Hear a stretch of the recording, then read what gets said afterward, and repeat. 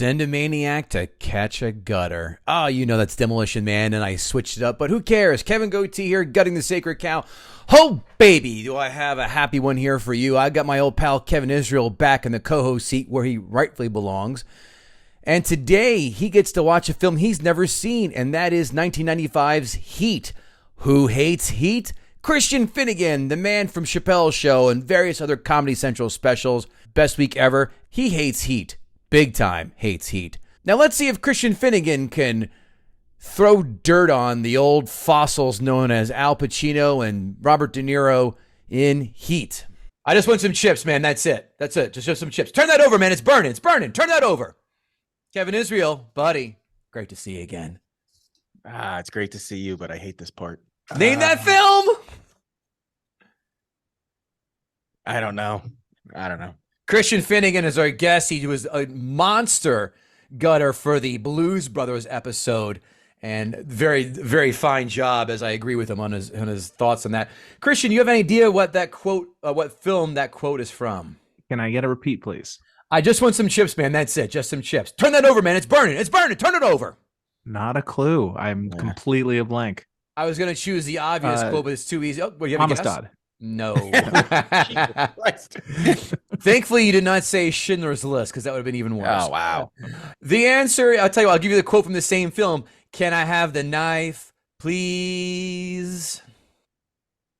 Still a blank.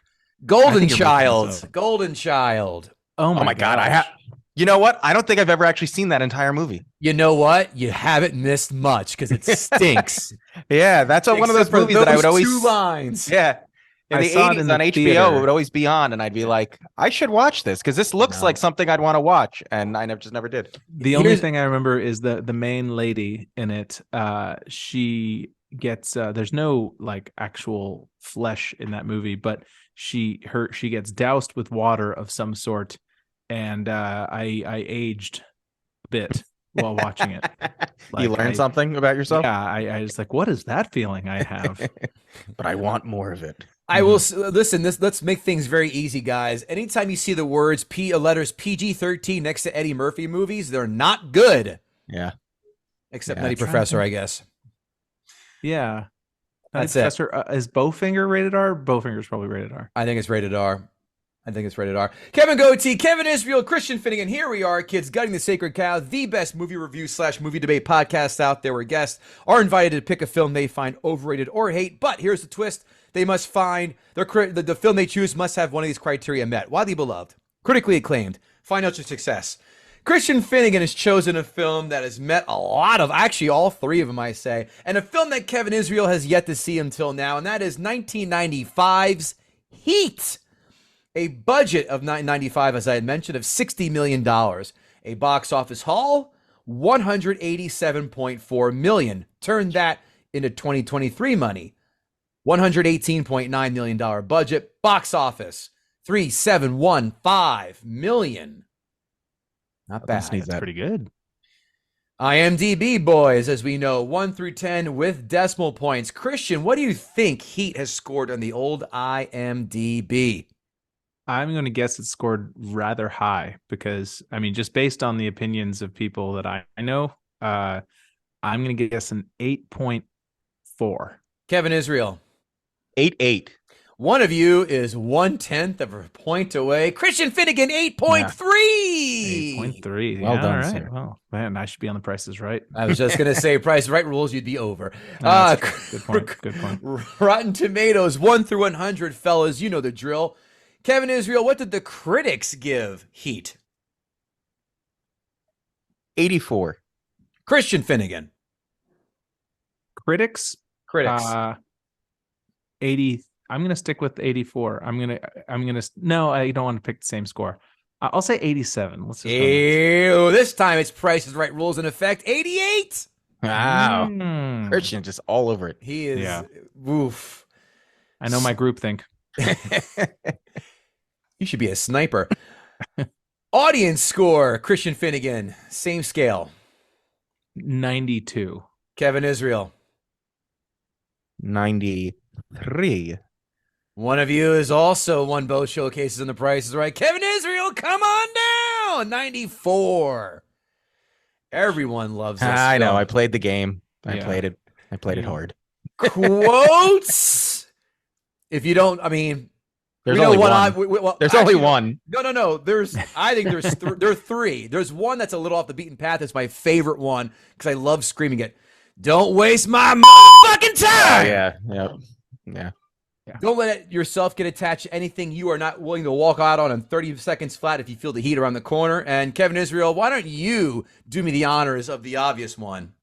Raiders! And your head is all the way up it. I hate it so much.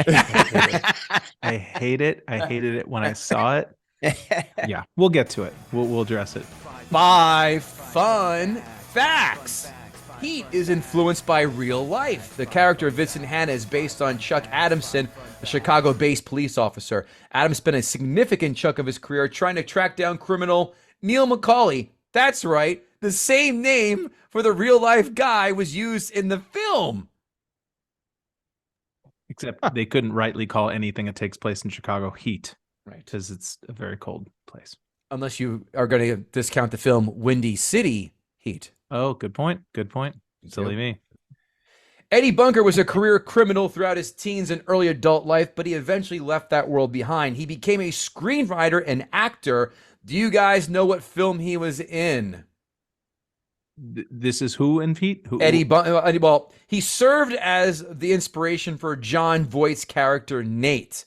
Now, he looks exactly like a character in a film I have seen countless times. Israel, I think you have too. What character did he play? Or no, sorry. What film was he in? He played. If I give you the character name, you're going to figure out the film in 2 seconds. And this is an LA-based dude? Yes. Yes. LA-based dude. I'm going to say Reservoir Dogs. You, sir, are correct. Reservoir Oh, my God. Dogs. Wow. Good guess. I think I even know the guy you're talking about. I can Blue. picture in my head. Yeah. The hair gave it away. Wow. For me. Yeah. Very well done. That's ironic when I give my notes. That's interesting.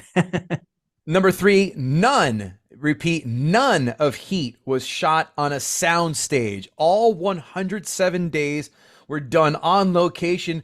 At times, this caused problems. In particular, shooting in LAX proved difficult because when they intended to shoot there, the airport was dealing with a bomb threat from the Unabomber. Oh, man. Does that just take you back in the DeLorean to time? This is just like, a 90s really walk crossing of the historical streams. I mean, another year before that, and we're in OJ Bronco territory, fellas. Yeah. Number 4, most of the time, gun sounds would be added to a film in post-production. This makes particular sense, given that you would not want an actual film set to be that loud and chaotic. You hear me, Alec Baldwin? Are you paying attention? Mann did not take this route with Heat. Instead, the big gunfight showdown, Mann placed microphones all over the shooting location to capture the noise from the live guns. Can you imagine living in downtown LA and hearing guns? I guess it's not that much different than it is now. Okay. Oh, I see what you do too. Are these urban hellholes? Who are you, DeSantis? Come on. No. By 1995, Pacino has delved into a self-parody already. His performances were not subtle, and Heat is no different. In this case, though, it made sense. In 2016, Pacino imagined his character was on cocaine the entire time. This is not in the script per se, but Pacino decided to do this with his character. It sounds to me like Tom Sizemore borrowed a lot of cocaine from Al Pacino's character. How about you guys? Yeah, I mean, you got to know that any Sizemore project, there's going to be there's a guy on set that you can a handler. There's a guy, yeah, Snowman Charlie. How do you think you become a 5th production assistant in any Spielberg or Quentin Tarantino film? Yeah, it's these what they call consulting producers. Yeah. Let's see what the fans want to know from you, Christian, in, of course, our fan favorite, pun intended, segment, Ask a Gutter. At Bango2331, what location or items would you like to see a heist film about that hasn't been made yet? A Renaissance fair would be kind of fun, like some sort of but you have to go like the robbers have to go undercover like as Ren Fair dudes, I think, or any sort of LARPing sort of we've got to steal the fake crown jewels. Yeah, exactly. Like maybe here's what it is. Oh, that's a good idea. That some LARPer is going away for his like weekend LARPing weekend or Ren Fair weekend or whatever, and stops by a like antique store to pick up like a last minute bauble or crown or something because his crappy plastic one broke, and it turns out to be like an actual like heirloom that somehow that was waiting for a criminal who knew it was there.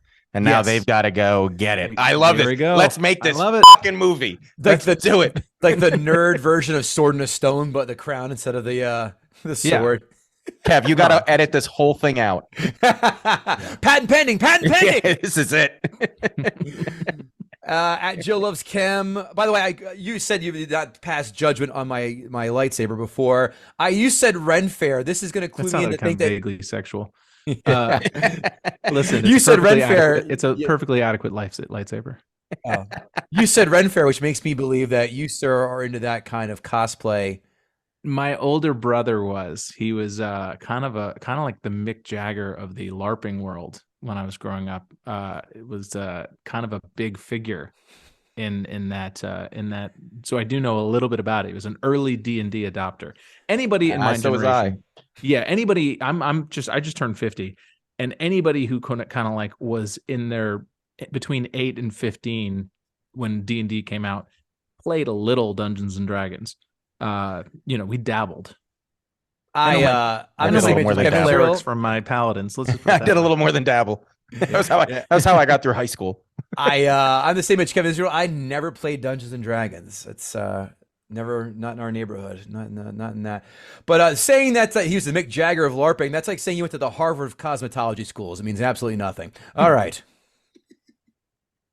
Next question at Joe Loves Cam. What short jacked musician should replace Henry Rollins in Heat 2? When I short jacked, the first came to my mind was Glenn Danzig, but Glenn Danzig. That's exactly he's what older I said. than. Yep. Yeah. I'd call that dream casting personally. I'm a huge Misfits. Yeah, I'm a huge. First of all, don't ever bring that up nonsense again, Kevin Israel. It is Misfits and Misfits only in this household. How Glenn Danzig was referred to. I have seen him in concert right before COVID. I am seeing him again in a few weeks at the Prudential Center, and I cannot wait to watch 5'1" Glenn Danzig with a 45-pound beer belly slowly strut around the stage and sing Devil Lock. Thank you. Oh, he's fat now? He's been fat, and he's singing Elvis songs now. He had an album that came out last year of him covering Elvis songs. That will be my predetermined piss break then, or beer run. Unless it's Viva Las Vegas, then I'm a sucker for that. Everybody, no one listens to the end of podcasts. Let's talk about plugs. Christian Finnegan, what are you up to besides LARPing in your cabin in the forest? Well, this is kind of easy thing. I write a newsletter that people can subscribe to called New Music for Olds, which is basically me suggesting new music for people who have stopped looking for it, because most people, they get to a certain age or they have lives and jobs and families and all that, and they don't have time. And I still do. So it's like, and I kind of just serve up some comedy, music related jokes and whatnot, and some random brain farts, mostly music related. That's newmusicforolds.substack.com. And I have 5 comedy albums out, and my most recent special is called Show Your Work, and you can watch it on Prime Video. I am on the eternal quest for new artists, and there's nothing that struck me, and I still refuse to flat out listen to a Jack Harlow song because, he looks terrible. What do you recommend new music-wise? 2 artists for me. What's the last album that you really kicked your butt? That like your last song that like you really got into? That was new? A song. If I were to grab your phone and just hit shuffle, like what might come up? I'm a huge punk fan. Bad Religion is my favorite. Bad Religion and Nirvana are my 2 favorite bands, but I'm also a huge old school rap guy. And rap stopped for me at 2003, the Jay-Z Black album, the third album, The Blueprint. On the punk side, I don't know if you're into like hardcore, but there's a band called Jesus Piece that I super dig. It's really, really heavy, really hard. And I with hardcore, I'm like 1 out of 10. I'll enjoy. It's not really my genre, but for whatever reason, this band Jesus Piece, they have a new album that just came out, and it's kicks my ass. And I don't pretend to be a huge hip hop fan, but I do occasionally find stuff that I like. The last thing I liked was this guy Ruben Vincent, who is he has a couple albums out, I think, but the most recent one is the one that I super got into. It's very, very, a lot of great wordplay, like not like very, very smart, a lot of double entendres and sort of interesting wordplay and stuff like that. So those are my 2 recommendations for you. Just like Two Live Crew, Luther Campbell, I should say. Just kidding. Yeah, no, it's been a slog for hip hop. I yearn for the days of Eric B. and Rakim and other EPMD and stuff like that. KevinIsrael.com, I suppose, is the soup du jour. Anything else you'd like to add in that? Yep. No, I just picked up some July dates. I'm going to be out in Pennsylvania, so check out my calendar. And I have one comedy album out, The Struggle is Real, that you can get everywhere you get your listening stuff. Beautiful. Check out guttingthesacredcow.com, of course, guttingthesacredcow@gmail.com if you want to advertise with us or say hi. And check out the Joke Community Room in the Metaverse, where you'll be seeing Watching Comics seasons 1 through 8 during our month-long comedy festival in August. And yes, the Joke Community Room in the Metaverse. Also, Fantasy Football Jibber Jabber will be making its return then as well. Fellas, let's get this party started. All right. Christian, I think it's time we let you out of your cage, kind sir, your rusty cage, as Soundgarden would say. Kevin Israel, let's let the man do what he's done 1 for 1 on so far this show, and that, of course, is Gut the Sacred Cow. Yes! You both just froze. Of course we did. Of course.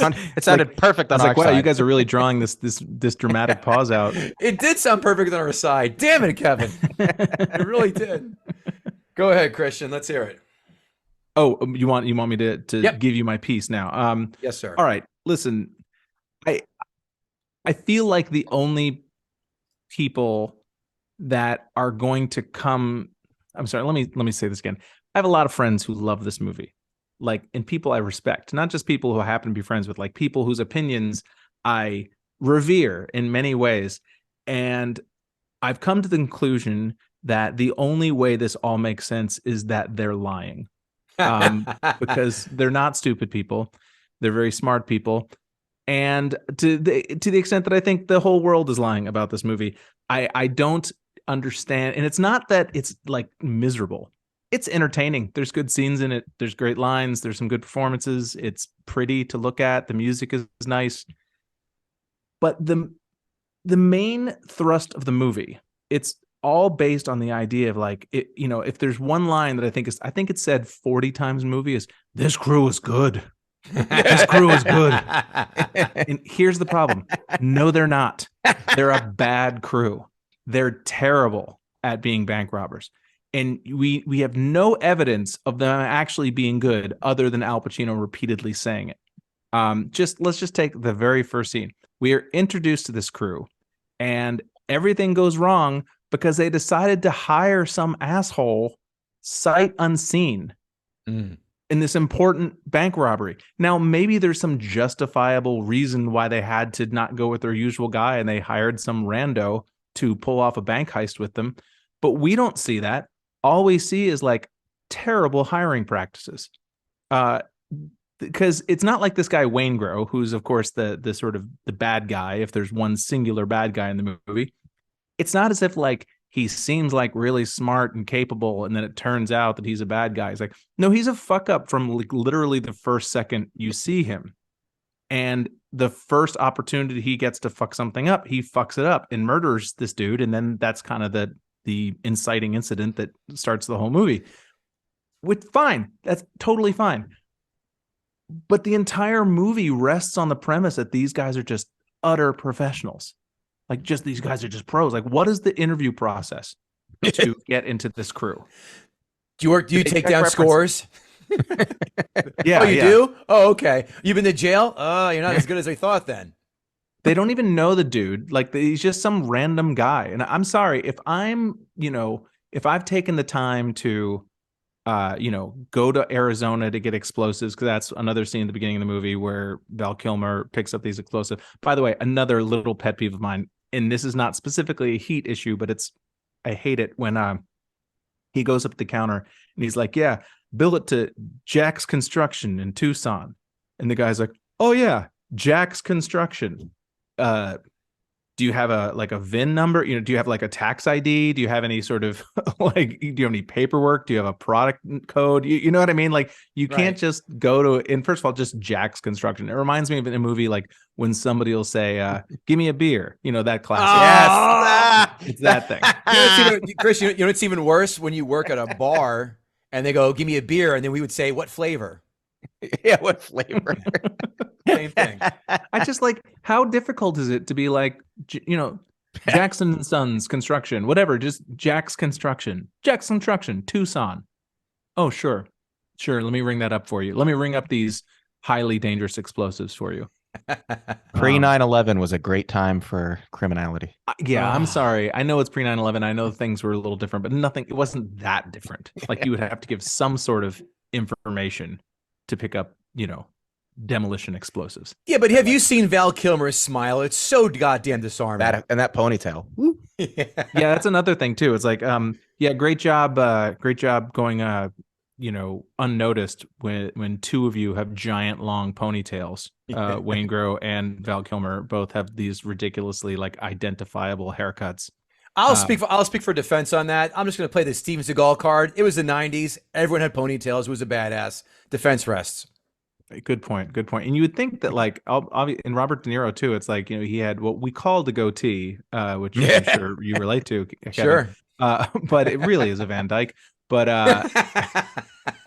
but it's like you think that like after this heist gone wrong, you would want to change your appearance slightly. And it seemed like one easy way to do that might be to take 30 seconds to shave your goatee, because you did take 30 seconds after this heist gone wrong to change into a suit for some reason to go meet up with John Voight to give him these bearer bonds.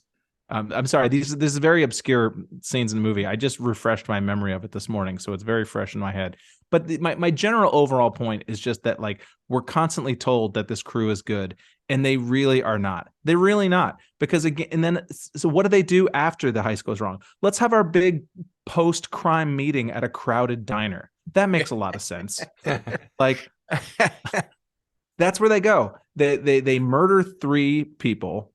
And then they decide to go to Bennigan's to have a quesadilla, and then Robert De Niro bashes Waingro's face on the table, and one of the other customers like is shocked, and then Tom Sizemore gives him the like mind your own business look, which is kind of a cool scene, but it's just like, you guys are trying to get away with this, right? Like, right. Maybe not a good idea to be just causing a major violent scene in a diner after you've just murdered 3 people. And by the way, I hate to interrupt for 1 second. I rewound that scene several times for one reason only, because I was staring at it like an autistic kid trying to count the number of paper clips that fall on the floor. Why? Because I was trying to ascertain if that was indeed the same diner that Honey Bunny tried to rob in Pulp Fiction with Samuel L. Jackson and, of course, Travolta. There were many angles to go, man, that is that same Hawthorne diner that it was. And I looked on the internet and nothing could confirm that. I feel like it's too narrow. Yeah, I thought it was too. That seems too narrow to me as well. Yeah, but the Pulp way Fiction that one is wider, right? Yeah. I think the strip along where the windows were, that's what kind of like that looks very familiar, because I've seen Pulp Fiction probably 200 times. I don't know. I'm exaggerating. Yeah, that's a good point. It's possible, but also it's like, all right, so now you're going to murder this guy, right? Let's take him out to the parking lot after we've just weirded everybody in the diner out by bashing this guy's face on the table. Let's blow his brains out 20 feet from the big bay window that everybody's sitting at. And then when the police come by and you have to wait a second, don't bother holding on to Waingro or sort of keeping your foot on him or something to make sure he doesn't run away. It's just like, these are very obvious mistakes to me, which is fine, but it just feels to me like they're more a Coen Brothers crew. You know what I mean? Like it feels much more like, Cruel Intentions or something like just some bumbling crew of doofuses than, some highly orchestrated, band of crime commandos. So that's my main frustration with this movie, is that the central premise is flawed. Two, this is really where Al Pacino was where he gave into his worst impulses, where he stopped being an actor and started being a performer in a bad way. Do you know what I mean? Like I just think it's really embarrassingly corny to me. And it's like everything that is sort of bad about Al Pacino's performances over the past 30 years to me are like traced directly to that movie. I'm trying to think of like, what was he in immediately preceding this? Was Scent of a Woman before this? Scent of a Woman. I think it was. I'm pretty sure. I'll do a quick Googs. I'm pretty sure it was.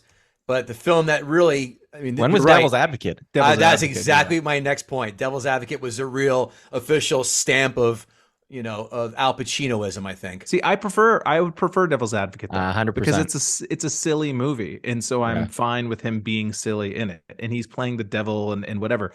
But to me, it's like 92 nothing in the script. Nothing in the script calls for that performance at all.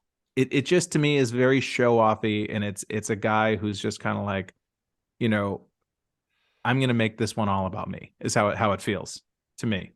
Fair. So, sorry, Fair. Al. No. He's peacocking. He spends the entire movie peacocking and shouting random words. Well, he starts off talking, and then the last sentence is always just yelling. Yeah, it's like A, B, C, D, E, F, G. Gonna get some coffee and a newspaper tomorrow morning. Who wants a napkin? I kept doing that. Ashley got so mad at me. I kept going, hoo-ah. She was like, would you stop that? I was like, I can't. Yeah, I think I was on a serious radio show once, and we were I can't remember if we were doing Adam Sandler doing Al Pacino lines or Al Pacino doing Adam Sandler lines, but either is funny great. either way. I'm dying to hear the Pacino into Adam Sandler. That's the avenue I want to go down. Want to touch the hiney? So hot, Veronica Vaughn. So yeah, I mean, when you watch The Godfather, it's so, I'm not the first or 50th or 100th person to make this observation, but it's just shocking that it's the same actor. That he was so still and so small with his acting choices and so nuanced. And there's just nothing of that in sort of the other Pacino, the one that we've come to know over the past 30 years. And I, just on a personal level, I miss that old actor. I'm not a huge fan of the peacock.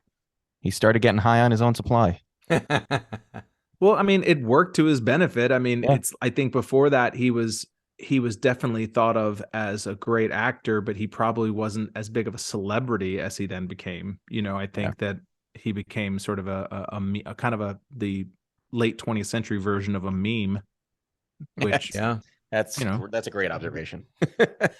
I like turtles.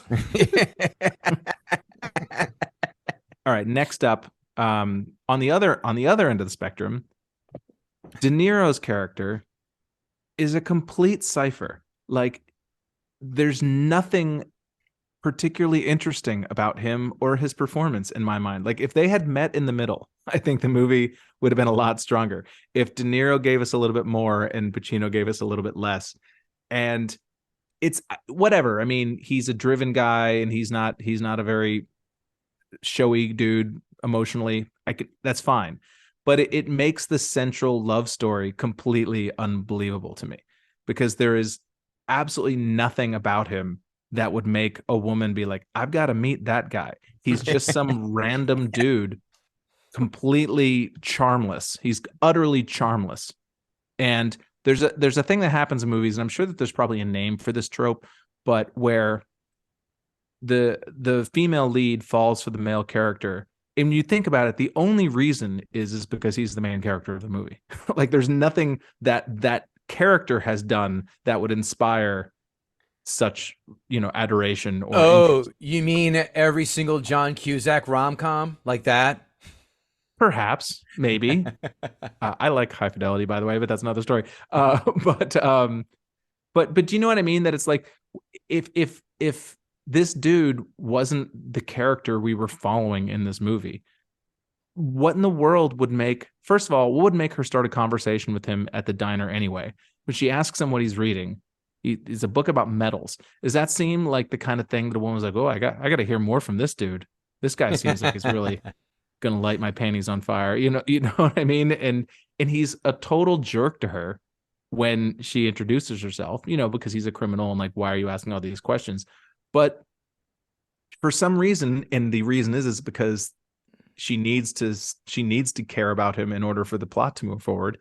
She stays engaged in this conversation with this guy who's completely uninteresting, reading a book about fucking metals, and is a complete prick to her for the first 60 seconds of their introduction. And I was gonna say, what if Al Pacino was the one with the book on metals? I'm more of a tungsten man myself. Yeah, see, you laugh, but I would buy that a little more. I would buy that a little more. I'll give you some tungsten. Yeah, he's just not. And also, his main premise is, you can't have anything in your life. I almost went into Trump there. I don't know, like, you can't have anything in your life. You're willing to drop it with the heat's around the corner. His whole shtick about, which he says to Chris, he says to Val Kilmer first, and then he later says to Al Pacino about, being out the door, not having any attachments. He doesn't do that either. He's completely wrapped up in Val Kilmer and Ashley Judd's relationship in a way that he doesn't need to be. Like, he's completely wrapped up, even the notion of this being a really tight crew. The reason that they get caught is because they all go out to fucking dinner together, like they're coworkers on like a business retreat, like, oh, let's all get dressed up and go have dinner together. I mean, if you're really concerned with not getting busted, that's just not the kind of thing you do. And the whole reason is because they identified Tom Sizemore, and then they're all at dinner together, and that's that guy, that's that guy, that's that guy. And by the way, the whole notion, that slick thing, is so tenuous. I know. It is such a thin fucking branch. Like, it's the whole way it's introduced. First of all, it's completely just like, he only says it twice. He says it very under his breath. It's not like he's like, hey there, slick, because that's the thing I say. I call people slick. Right. And so then when Pacino is talking, I don't remember what the character is, the black guy's brother. Yes, that dude. Fucking Tone Loc, guys. Tone Loc, right. That's so funny. Tone Loc? When he started talking, I was like, is that fucking Tone Loc?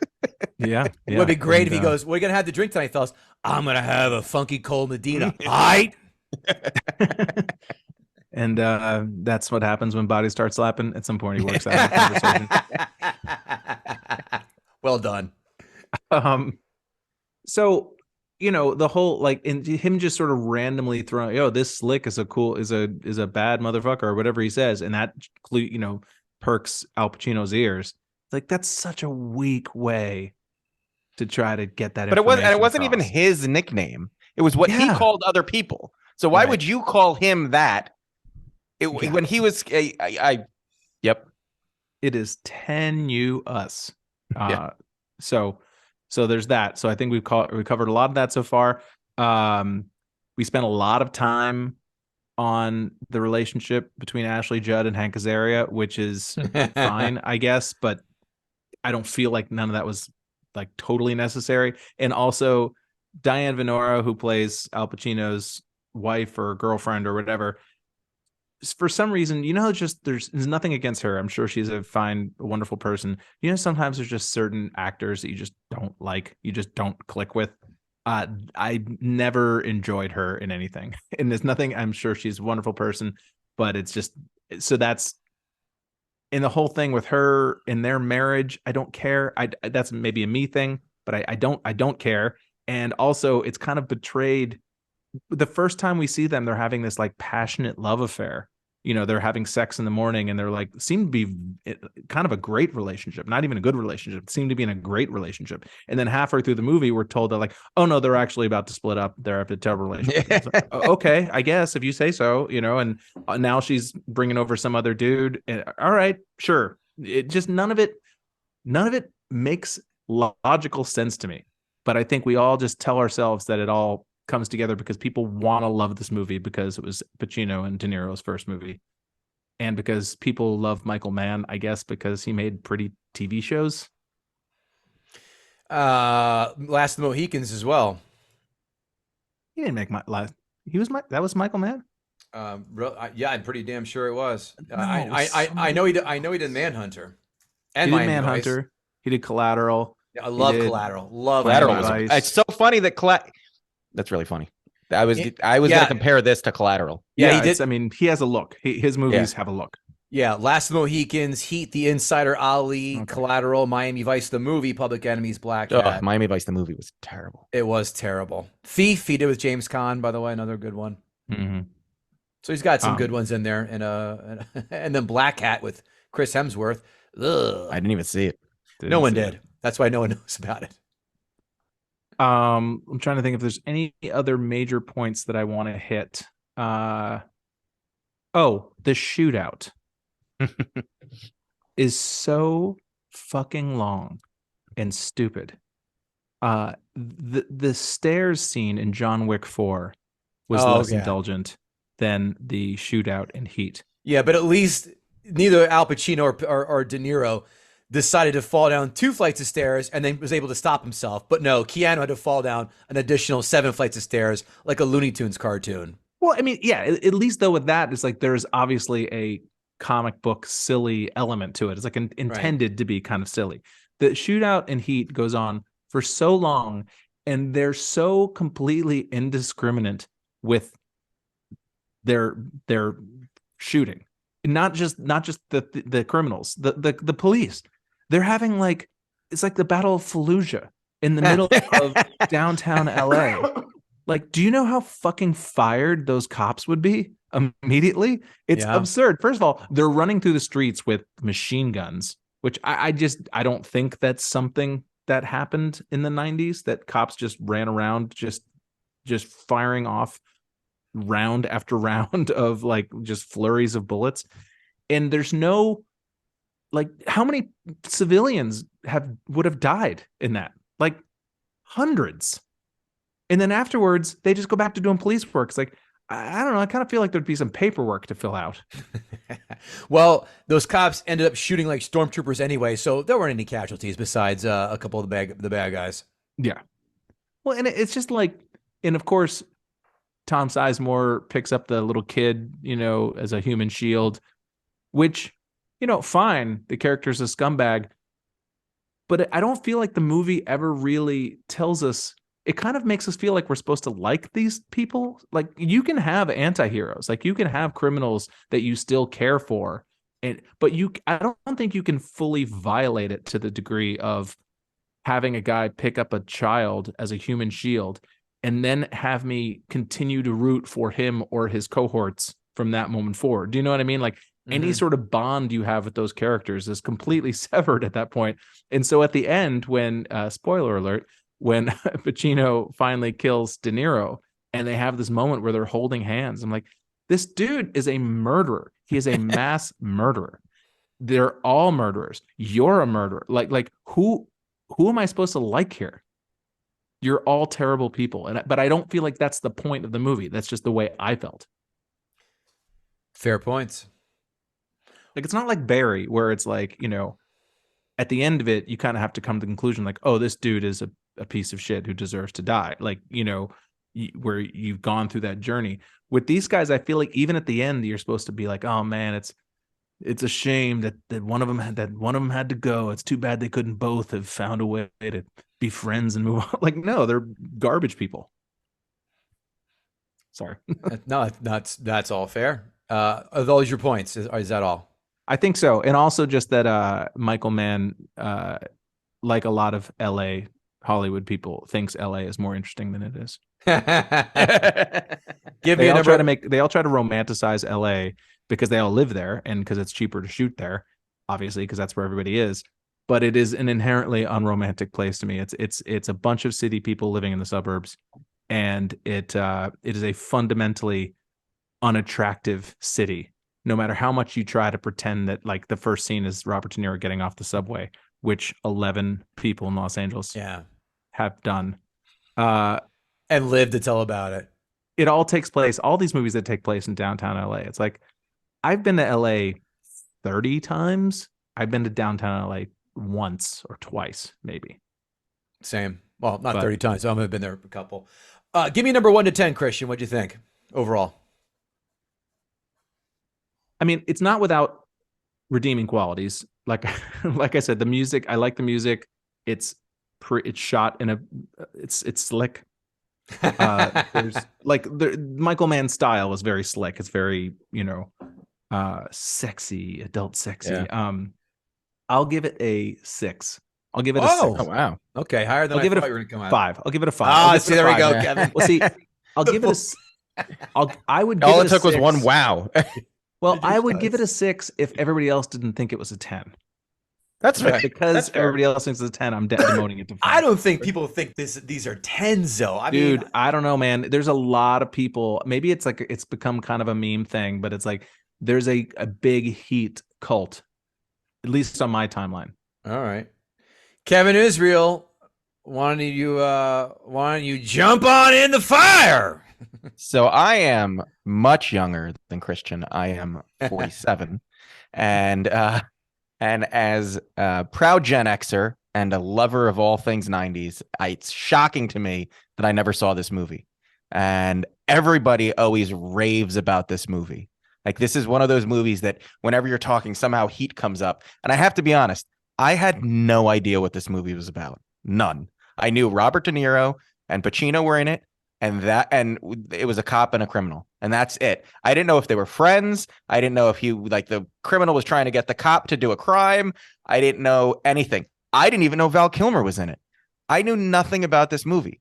And so when I told my wife that I was watching it, she goes, "Oh my God, you're going to love this movie. All the movies you love, you're going to love this movie." And I was really excited, because sometimes we have to watch some duds on this podcast. And I was like, this is going to be it's a movie I should have seen, that I'm going to be like, oh, how did I not watch this for, 30 years? I didn't watch this movie. It's 2 hours and 50 minutes long. Mm-hmm. That is absurd. Yeah. I regretted it when I realized that I picked this movie, because I was have to watch it again. I didn't know you at that point, and I was motherfucking you, because I started at 9:00 last night. I was like, it's a 90s action movie, hour and 45, maybe, no, fucking almost 3 hours. We're talking Endgame. Like, what? Okay. So I was like, well, all right, but it's such a great movie. It'll be 3 hours of awesomeness. Pacino, De Niro asking the great question: can good guys do bad things? Can bad guys do good things? Is good bad? Why is Al Pacino screaming all the time? Like, we were answering all the questions. This movie, I'll start with my first point that I always like to start off with: character development. Mm-hmm. This movie has none. It has absolutely no character development. It just tells you who these characters are and how you should feel about it. And fuck you if you don't. Because, look, Val Kilmer is a bad husband and a bad father, and he's got a ponytail, and that's all you need to know. And he drives a Corvette like that.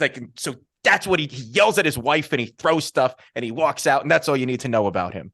And it's just like, it's like even the cool action movie stuff. Like, Val Kilmer was supposed to be this SIS badass, I guess, and he like, at no point did he show how he was like so bad and dangerous, and like, other than the scene where he was like with the sniper gun, but like there was just they gave you nothing, and that literally happens. Kevin, Al Pacino specifically told you this crew is good. Yeah, right. And look, I'm going to apologize in advance, because I'm about to repeat everything Christian just said, just with probably a little more anger. And then every other character, I'm actually upset about your points about De Niro and Pacino, because I agree with it totally. It was like they made a bet, and Pacino was like, I'm going to overact, and De Niro was like, I don't give a fuck. And then they just did that. And it's so obvious. And like the whole thing, like they only share the screen twice in a 2-hour and 50-minute movie, but they're 2 times on screen.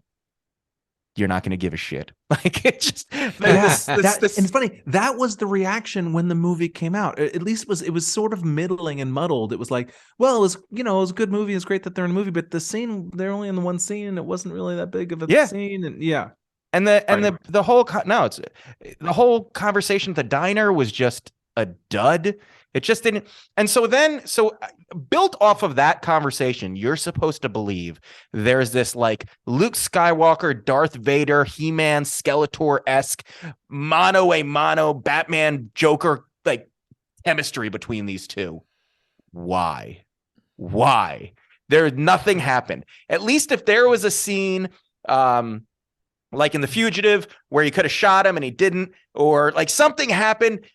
Anything happened between the two of them that gave it some kind of chemistry, some kind of meat, but there was nothing other than Pacino is obsessed with his job and got to get his man. Why? Because they tell you, because that's who he is. And he tells you telling, no showing. Yeah. What's that? The whole movie is telling and not showing. And that's honestly, I hate that in movies. Yeah. And that's part of why this movie is so long, because they spend so much time telling you what you're supposed to know and care about and not enough time showing it to you. The action in the movie is bland at best, and maybe that's a 90s movie, but I feel like if I went back and watched Bad Boys, the action scene, like the car chase scene at the end, probably has more excitement than this entire movie had in it, and that was a fucking Michael Bay movie. Yeah, like, there's no action in Heat that rivals the chase scene in Running Scared. No, which is not even a particularly great movie. Yeah. And by the way, to reference Michael Bay again, this is a monster ensemble cast. Like every time somebody comes on, I was like, he's in this fucking, like literally everybody in this movie was somebody or was going to be somebody. Right. And it's all so wasted. There's a scene in Armageddon, and I get everybody, whatever you think about Armageddon, but there's a scene in Armageddon when they all leave the tanker and they go out to do their own thing, and you get a little piece of what each of these guys is. And then when they comes back and everybody, and then a bunch of them die, you care about them a little more because you know something about them. And they didn't tell you, they showed you. They showed you that the one guy was close with his mom. They showed you that the one guy was a gambling addict and the other guy was a cowboy or whatever. And it was like enough to be like, okay, these are people. These are more than just whatever they are.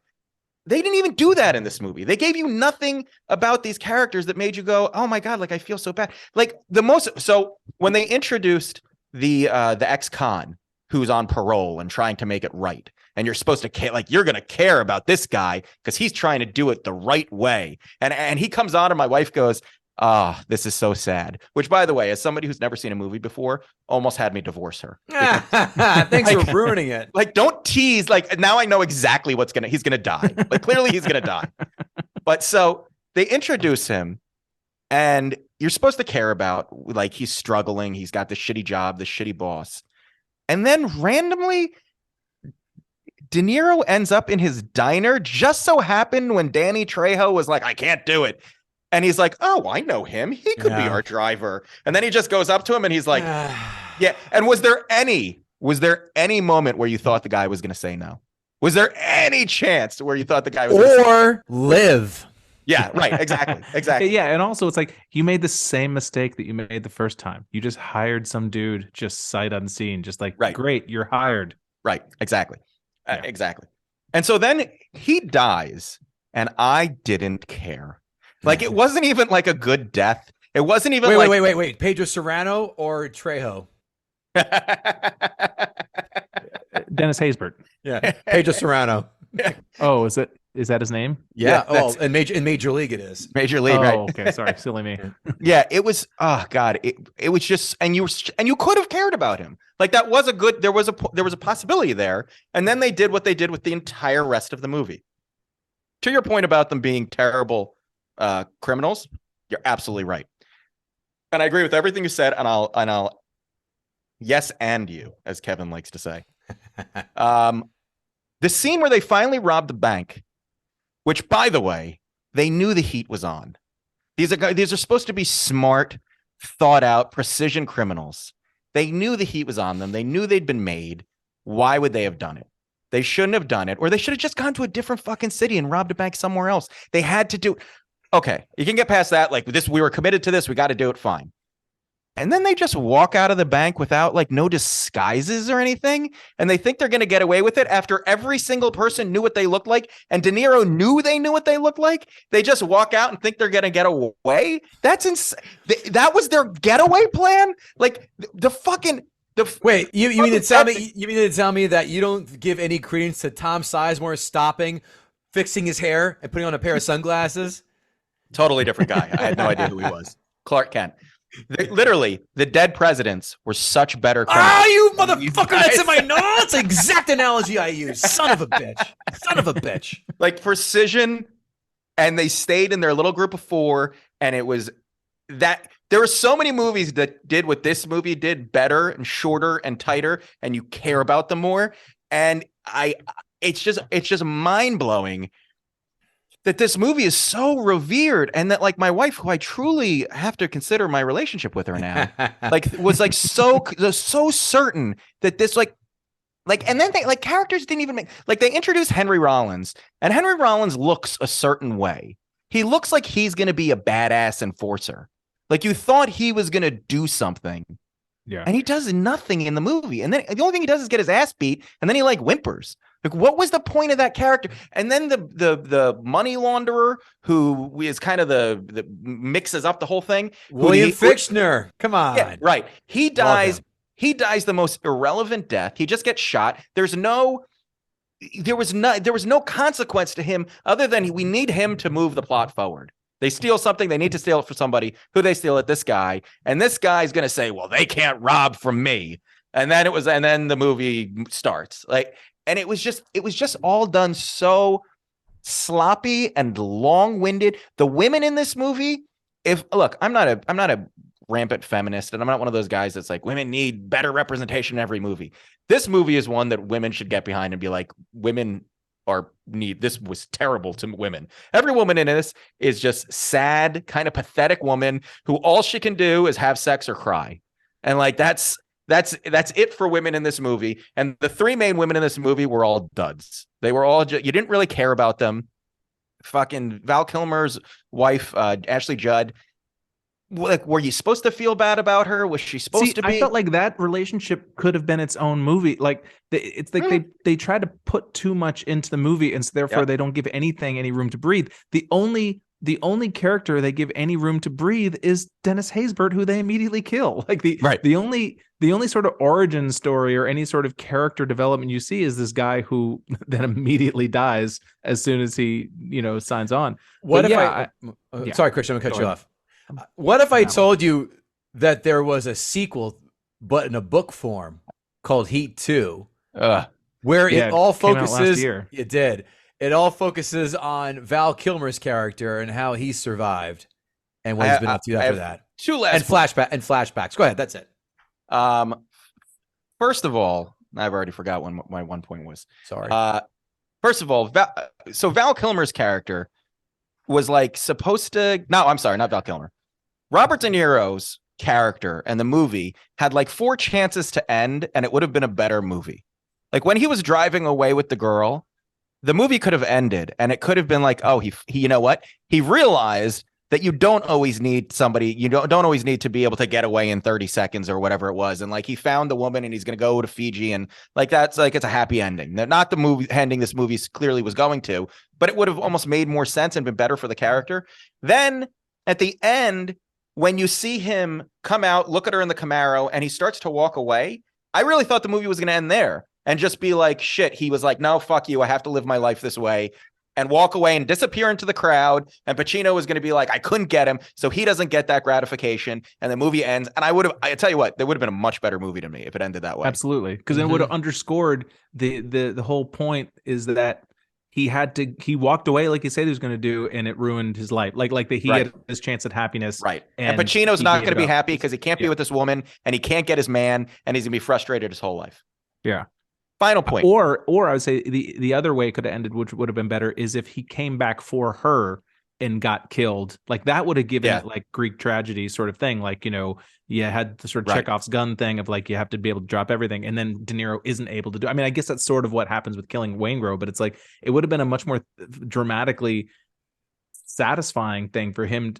I have to go back for love, not just to kill this dude, you know? And how unfulfilling was it when he did shoot him? That's like, oh, I expected a lot more than that. Is that your last point? So, so anticlimactic. And lastly, the daughter. Why did she even? Why was she? Why? And then I guess first I was like, oh my God, they killed her in the bathtub. Like they got to her and they killed her. And then I was like, oh, I think she was supposed to have committed suicide. And then she had cut her legs, which I didn't even know that's a thing when you try to commit suicide. And then she doesn't die. So there's no pay. So why did that all happen? Because it was just so the two of them could get together and he could realize he could never be with her, which we kind of already knew. And they just beat it to death. The whole movie, like it was on the precipice of being like good in some ways, and then each time it just fell on its face. I really wish after Pacino shot De Niro, he said, if you can't handle the heat, get your ass out the kitchen. And that movie ended. And it would have been like, oh, that was at least worth it. The build up to that punchline was worth it. This movie stunk. I give it a 4. Whoa. These notes brought to you by guttingthesacredcow.com. Please leave us that 5-star rating, 2 or 3 sentence review on your podcast platform of choice. You know I love shotting. What's the proper verb on that? Can I get a witness? Screen shooting, let's just call it that. Our favorite 5-star reviews and posting on social media, of course, that being at GTSC Podcast. And of course, anytime you see our content on the socials, just go ahead and tickle that like button for us. It really helps us out. Notes! In the first 95 seconds of this film, we are reminded how 90s this film is when we see Val Kilmer with his t-shirt firmly tucked into his jeans that may or may not be Jordache. I couldn't quite tell. But were close. The sleeves cuffed? Because that was rolled up like a flow was coming. Yeah. Who would have guessed that out of Val Kilmer, Tom Sizemore, Al Pacino, and Robert De Niro, that the latter wouldn't be dead or retired due to health complications?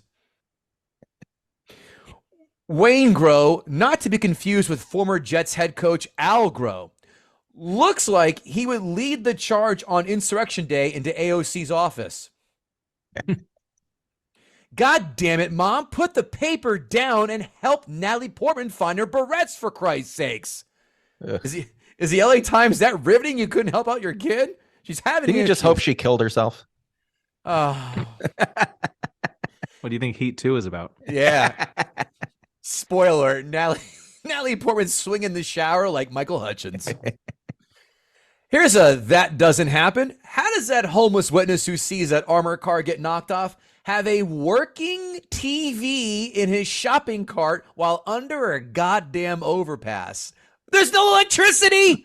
That's a good point. Is the there no TV is on? board? Yeah. What, 55-footer there? Jesus. I'm not going to give it that satisfaction, Christian. I'm not allowing that. Hey, what's funnier? Robert De Niro and Al Pacino having kids in their early 100s or their filmographies of the last 20 years? It's all sad. That was a rhetorical question. Thank you. It sure was. Welcome to phase 2 of Al Pacino's career. Phase 1, the high-pitched Al Pacino and Dog Day Afternoon. We're going to hold the bank up. This is phase 2, hoo-ah, Pacino. Phase 3, Pacino. Adam and Sandler doing Jack and Jill, Pacino. And phase 4 is coughing up viral dust into a 29-year-old with granddaddy issues. Jeez. That's your Pacino timeline, kids. Ah, yes. Ashley Judd when she was a complete smoke show. And then when she stopped getting roles, started losing her mind. Ah, love this Ashley Judd. I've never seen conversation like Neil and Edie had with two strangers in a diner who weren't completely shit-faced, because no one talks to each other at a diner. I've done a lot of drunken nights at diners, and I know you have too, Kevin Israel. I've met a lot of women in random places, but a diner, never one of them. Nope. Unless you count drunkenly proposing to a third shift diner waitress as she serves you disco fries. Does a professional loner like Neil look like he'd be wowed by an introverted bookstore employee? Me neither. It's a book about metals. Yeah. I love William Fichtner in every single role he's in, Go being my favorite. Do you remember when Henry Rollins did every action film in the 90s for a hot minute and it completely stopped? Those were fun times, right? I love Pedro Serrano getting bossed around by the diner manager that looks like Clint Howard's stunt double with Down syndrome. That's a great observation. Thank you. Kevin Israel, you said this in our earliest That Doesn't Happen. Pacino and De Niro are kings of hanging up the phone without saying goodbye. I said it to my wife when it happened. I was like, nobody says goodbye. You know how many people in the movie universe must just be like, hello? I guess you don't know. Okay, I guess. All right. Okay. Sorry. Guess we're done here. Holy hell, when they're in that club, they're playing a song by House of Pain that's not Jump Around? No. I had that Jump album. Around. It is Jump Around, but it's like a remix. It's the same I don't lyrics, think it isn't is. No, it's not. okay. It is not I'm Jump pretty sure Around. it's off their second album. I had both of those albums. My brother had the second album for only one song and one song only. Who's the Man from Who's the Man soundtrack. Yep. That shit still slaps. Tone Loc in 2 movies. When you knew you first saw him and you go, you know he's going to drop, all right, sooner or later. But he disappointed this time. What was the other movie? Ace Ventura. Yeah. He was the friend. I'm talking to an empty telephone because there's a dead man on the other end. That line was written by that specific writer, and he would have bet his entire life savings in 1994 when that script was being written that line would be as oft repeated as Hasta la Vista, baby would. But it didn't. If you're on the fence about Wayne Grove being a piece of shit, let's have him kill an underage hooker to really move your needle. And yeah, another subplot that like you could excise entirely would change the movie, not one lick. Nope. He killed a guy who couldn't hear. I think we got the point, fellas. Right. Point blank. I felt exactly what De Niro is talking about when making a snap decision and having to drop everything 2 minutes later when the heat's around the corner. You guys ever order an Uber and then 2 minutes before it arrives, you have to poop really bad?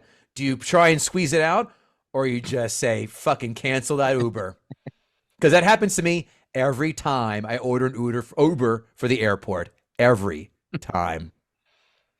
Who would have thought the voice of Apu gets to be Ashley Judd's side piece in this film? Yeah. How did the cops know that De Niro's crew would be at that refinery and then through some Jedi vision was able to piece together that De Niro's crew was then taking pictures of them? I'll tell you why. Please, because they're good. Was good. They're good. I knew it. Yeah, good. They're good. Are they good or what? How much do the people who work with Pacino hate when he'd go, you know why?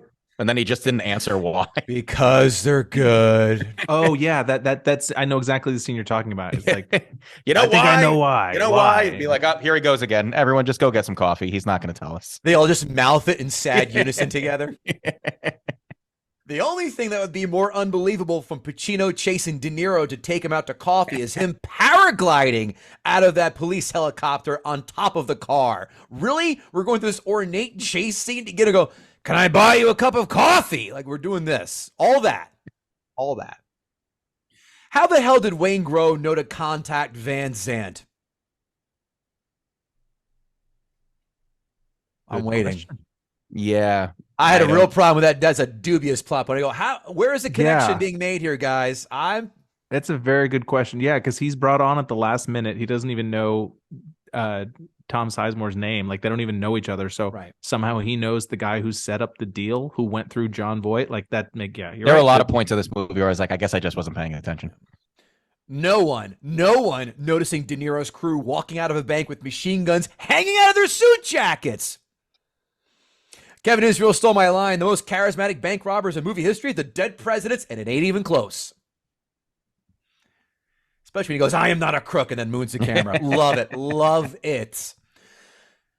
I like this gunfight scene. I don't care. It goes on a while. It's different. It's shot differently. I appreciated it. I still dug it. By the way, this is such a good, considered one of the best gunfights in movie history. It's shown to Marine recruits in weapons training. Really? Yes, it is. The internet confirmed that, so you know it's true. Can we retire films that have the one kid stop in the middle of a gunfight or a stampede, scream mommy, and then someone has to save him, or in this case, be held a hostage? This trope needs to fucking die already. Thank you. Because I just watched The Birds again, and lo and behold, they're running from the birds. One girl, mommy, and the birds are pecking at her, and they have to go back, pick her up. Holy hell, look at Jeremy Piven with that Ron Jeremy mustache. Ironically, both have been questioned in sexual harassment issues, and both are terrible at stand-up comedy. Yeah. Henry Rollins' apartment has some of the flimsiest glass. They brush up against the glass and kapow, they're on the balcony wrestling like they're pretending they're in a gladiator film. Movie glass, we need to stop this trope too. Every time someone just brush up against the glass, like Stone Cold Steve Austin just came with 2 Miller Lights and started pounding it. Christ. We all know this is not a real life situation when Robert De Niro is chasing down a white girl love interest. Oh, I see what you did. Well, it's a fact. The last fourth of this film really drags. After that gunfight, boys, this plods on like you're in line at TSA and you don't have pre-check. Holy shit. They could have cut out a lot of the scenes with the Neil and Edie trying to figure it out if she should quit working the fiction section of Barnes & Nobles to live her life with a bank robber who is 4 to 5 inches shorter than she is. I mean, that went on way too long. Pacino throwing a fit. You can't watch my TV. And then kicking that TV he so loves out of a moving car when there are a bunch of homeless people at a bus stop who said, here you go, and handed it off to them. I actually thought, and this is ridiculous, I thought he was going to offer the TV to the homeless guy, and it was going to be the homeless guy who had the other TV, and it was all going to come full circle. Wow, see, they should have had you on set. This is why WGA strong. This is why you need writers on set. So you would have had 2 TVs. They needed 6 more TVs to recreate the remote control set from 1985 with Ken Ober. By the way, Natalie Portman looks the same now as she did as a teenager. That girl refuses to age, which would make her character then a prime candidate for Al Pacino now to impregnate her. Jesus. I avoid any and all creepy Natalie Portman discourse. I like how a lot over the years. There has been, especially when Moby lied about banging her. Did you read that? I did. I like how Pacino tells his wife, "I'm not what you wanted." Gee, couldn't you figure that out 2 marriages ago that he's not the marrying type? You mean you're shocked that a cop who does nothing but chase good bank robber crews and shitheads, as he said too, isn't looking to take you away to a beautiful weekend at a Mount Airy lodge? Really? It took you this long to figure out he's not a good husband? Okay. This needed at least 20 minutes cut off, fellas. This was, I don't mind long films, but man, the editing here, let me guess, did Judd Apatow have his hand in that editing room? I think so. How about the part where Pacino sees De Niro running outside the hotel, sees a cop standing there and he goes, "Throw me a shotgun." And the cop goes, without asking, "Who the hell are you?" Right. Throws a shotgun. So true. Next time you see next time you see a cop outside with a shotgun, just start running by and go, "Throw me that shotgun," and see if he does it. The cat and mouse aspect at the end was kind of good, but at that point the horse had left the barn. I love this movie when I first saw it when it came out. I own it. I've had it. After, I don't know, let's say 5 or 6 rewatches, this storyline really gets muddled in that final act. I have so many questions, as I just posed. They really brush over why Danny Trejo screwed them over. And as I said before, how Van Zant gets in touch with Wayne Grow. I really liked the first 3/4 of this film. The shootout after when De Niro killing Wayne Grow and all that, it plods along. But you guys really exposed a lot of warts. I'm dropping my score from a 7 to a 6.5. I liked it. Still good, but a lot more holes than I remember. And you're right, Israel. You said it before. I'm bringing mine down to a 4. Now that we've talked more about it. This podcast has opened up a lot of eyes, willing and unwilling. Yeah, I was like, oh boy, you got to take some points off. All right, let's see who the people who think they have a more important opinion than we do, who are a bunch of blowhards, have to say about this. Critics 5-star reviews. The gloriously excessive indulgence Michael Mann allowed himself after his brisk bracing masterpiece, The Last of the Mohicans. That was a phrase, not a statement. Man ups the ante in all the formulaic elements by instilling them with a grandiloquence they may not even deserve. Ugh, Jesus. I don't like this person already. 26 years after his release, I'm not sure that Heat has ever been battered as an action film or as a crime, been bettered as an action drama or as a crime drama or as an action film. No one's calling this an action film. An action film really is four main people, and to call it an action film: Stallone, Schwarzenegger, Van Damme, Seagal, Wesley Snipes. Am I missing one? In the 90s, I'm talking about. Harrison Ford. Harrison Ford. Okay, Sort sure. of. Sure. Besides Indies and the, Indies and Air Force One. And Like The Fugitive and stuff like that, What would you call The Fugitive an action film? I wouldn't. You call it would. drama. What'd you call it? Yeah, I call it drama. A thriller, drama. an action drama. I call it a thriller, drama, action, comedy, romance. Romance. Romance. I didn't kill her. I don't care. Critics, 1-star reviews. Criminal and police face off in Bloody's 90s action adventure. So why is that a 1-star rating? All right. Great. So, yeah, sure, true. You really nailed them there, buddy. Got him. So why doesn't Heat, with its elaborately staged, tautly edited robberies, its killer cast, edgy score, and elegant cinematography offer more satisfaction? It's the script, stupid. That's what they write. The performances are persuasive, but the plot rattles on much too long. As the final credits rolled, someone behind me muttered, "That was so long, De Niro could have gone to prison in the first scene and finished his sentence before the movie was over." Amazon, 5-star reviews. It's all in caps. This is why I'm going to raise my voice. Robert De Niro and his henchmen are constantly building tension within this film. Their camaraderie is a single feature in this movie that clicks with reality. In my opinion, we know it's your opinion, you wrote it, it is the best cops robbers film ever portrayed on the big screen. And do you have intimate knowledge of criminals' camaraderie? Like you said, that very realistic, or however you phrase it. I mean, I guess Ocean's 11 kind of gave us an insight on criminals' camaraderie. I guess so. Yeah. As good as it gets. Forrest Gump, Apocalypse Now, and Heat. The must-have collection if you can only pick 4.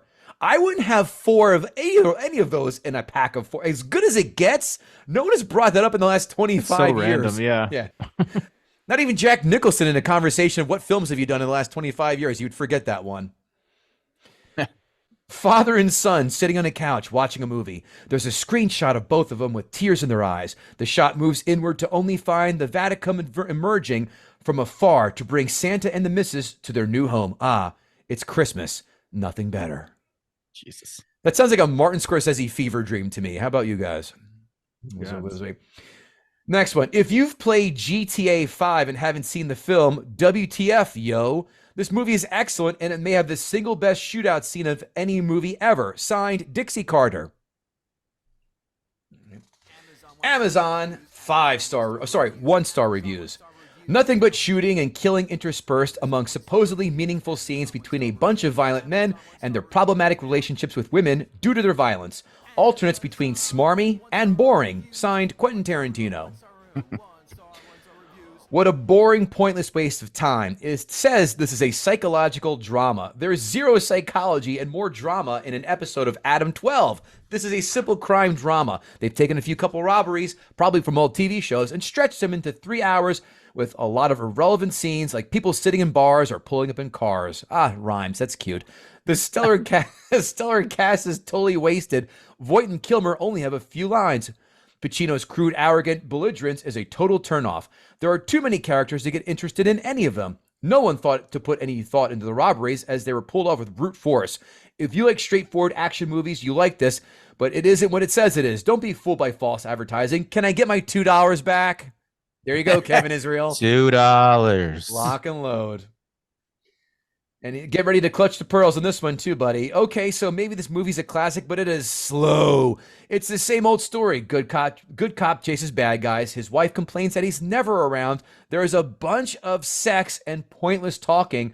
Personally, I like stories with more of a twist. Bunch of sex. There's one scene and an assumed second with De Niro and it's another pet peeve of mine. And I'm not trying to be a creep, but it's like it's bra sex, Yeah. which is always the lamest. It's like, come on. That's And I was creeped out watching Pacino make out with somebody. Oh, I don't me know too. why, Oh yeah, but I was like, this isn't sexy at all.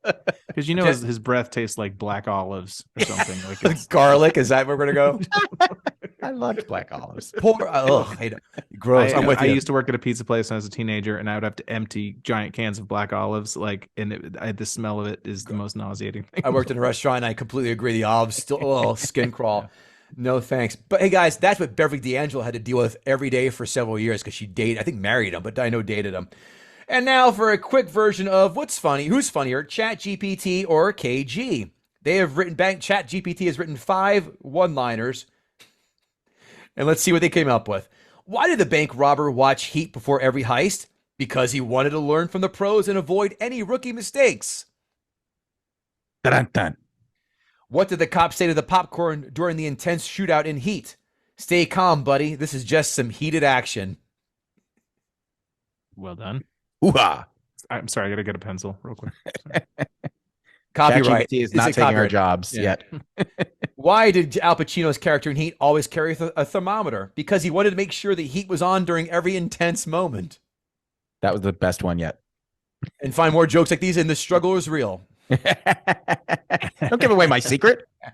How did the director of Heat motivate the actors during filming? He told them, remember, folks, this movie needs to be hotter than a stolen car on a summer day. If I only had a gong in this house. Why did Robert De Niro's character in Heat have trouble making toast? Because every time he got near the toaster, he couldn't help but think of the intense bank heist scene. All right, good. So that means KG is up 3-0 over KG wins Skynet. again. KG I love that wins again. AI thinks there's only one way to tell a joke. Yeah.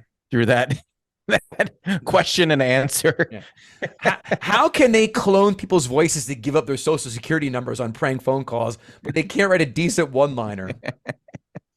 Kevin Israel, did our buddy Christian Finnegan gut the sacred cow? I think he did. I think he did a fantastic job. He was a lot more concise than I was. But I agree with him 1 bajillion percent. A great job just dismantling artfully and precisely this mess of a movie that is far overrated. I agree. If you get, you know the drill. If you get me to drop my score, I also cut out the gutting. So 2-0 for Christian Finnegan. And I agree with your opinion much more about Blues Brothers than I do with this, but that's all right. I definitely agree that this film has lost a little luster. That's going to do it this episode for Gutting the Sacred Cow. We'll see you all later.